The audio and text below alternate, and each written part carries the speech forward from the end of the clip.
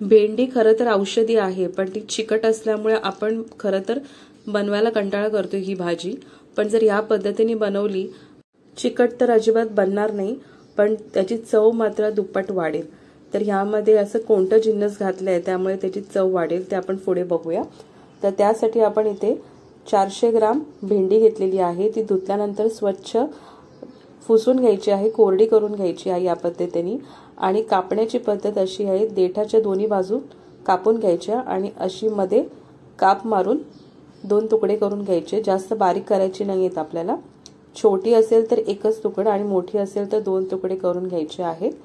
अशा पद्धतीने आपल्याला सगळी भेंडी कापून घ्यायची आहे। त्यानंतर फोडणीसाठी आपल्याला थोडं तेल जास्त लागेल। इथे मी 2 चमचे तेल घेतलेले आहेत, मोठे 2 चमचे।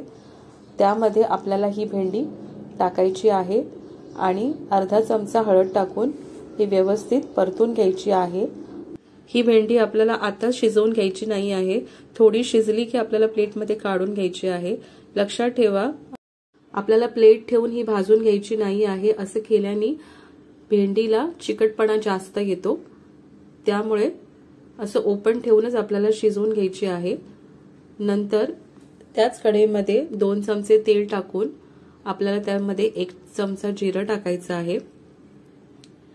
जिरं चांगलं भाजलं की त्याच्यावरती आपण इथे 2 छोटे चमचे धणे घेतलेले आहेत, ते ओबडधोबड आपण वाटून घेतलेले आहेत आणि ते 2 चमचे इथे टाकलेले आहेत फोडणीमध्ये आणि मिक्स करून घ्यायचं आहे।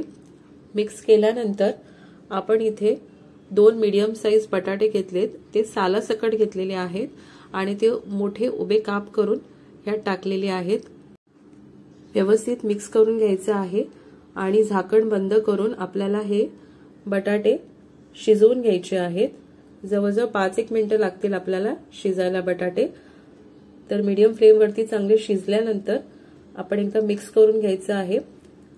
हे बटाटे आपल्याला पूर्ण शिजवायचे नाही आहेत, कारण आपल्याला आता यामध्ये भेंडी पण टाकायची आहे।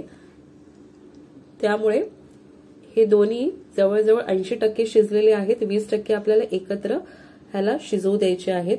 तर व्यवस्थित मिक्स करून घ्यायचं।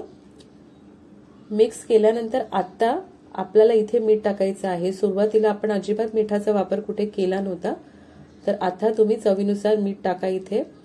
मीठ टाकल्यानंतर आपल्याला इथे 1.5 ते 2 चमचे आपल्याला धणापूड टाकलेली आहे यामध्ये आणि शेवटला आपल्याला 1 चमचा गरम मसाला टाकायचा आहे आणि हे व्यवस्थित मिक्स करून घ्यायचं आहे। मिक्स केल्यानंतर झाकण बंद करून शिजत ठेवायची आहे आपल्याला भाजी आणि एक दुसरा आपल्याला मसाला तयार करायचा आहे। त्यासाठी कढईमध्ये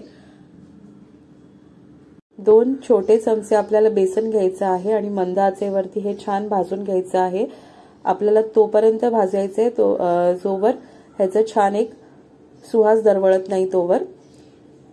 छान भाजून झाल्यानंतर आपल्याला त्यामध्ये 1 मोठा चमचा लाल तिखट टाकायचं आहे। आता हे बेसन काय करतं माहितीये, बेसन आपले जो चिकटपणा असतो भेंडीचा तो सोक करून घेतो आणि एक छान कोटिंग येते बटाटा आणि भेंडीला। ती चव जी असते ना ती खरं तर बेसनच्या पिठामुळे येते। तर आपण जे लाल तिखट टाकलेलं ना, ते लाल तिखट आपण गॅस बंद करून टाकायचं आहे आणि नंतर 1 मिनिट मिक्स करायचं बेसन सोबत आणि नंतर ते पूर्ण मिश्रण ह्यामध्ये ओतायचं आहे। तर आपण हे ओतून घेऊया बेसन या भाजीवर आणि एकदा व्यवस्थित मिक्स करून घ्यायचं आहे। जास्त मिक्स नाही करायचे, कारण का आता आपली भाजी पूर्ण शिजलेली आहे। जास्त मिक्स केली तर ते बटाटे अख्खे तुटून जातील, तर त्याची खबरदारी घ्यायची। आणि शेवटला आपण इथे 1 चमचा आमचूर पावडर घेतलेली आहे, त्याने तो चटपटीतपणा आपल्या भाजीला येतो। तुमच्याकडे आमचूर पावडर नसेल तर तुम्ही लिंबाचा रस, चाट मसाला किंवा कोकम असेल ते टाकले तरीही चालतील। तर खूप छान लागते ही, स्पेशली चपाती सोबत। तर डब्यासाठी सकाळच्या उत्तम पर्याय आहे। तर छान दिसते पण आणि चवीला पण तितकी छान लागते ही। जास्त वेळ ठेवू नका, पटकन बनवा आणि पटकन खावा। त्याची ती चव असते, जो अरोमा असतो तो पटकन खाल्ल्यानंतर तुम्हाला तो जाणवेल। तुम्ही परत परत गरम करत राहाल ही भाजी तर ती चव लागणार नाही। तर या पद्धतीने नक्की एकदा ट्राय करून बघा।